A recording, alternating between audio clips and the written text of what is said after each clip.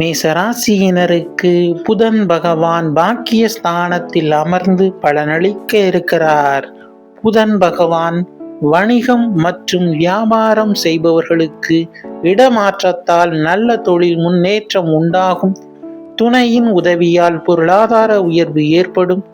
நிலம் இடம் சார்ந்த பத்திர ஆவணங்களால் பிரச்சனைகள் வரக்கூடும். சிலருக்கு சுப காரியங்களுக்கு வேண்டி கடன் வாங்கும் சூழல்கள் உண்டாகும். உயர் படிப்பு சார்ந்து வெளியூர் வெளிமாநில பயணங்கள் உண்டாகும். கல்வியில் நல்ல முன்னேற்றம் காணப்படும். கலை மற்றும் எழுத்துத் துறையில் இருப்பவர்களுக்கு நல்ல முன்னேற்றத்தை தரும்.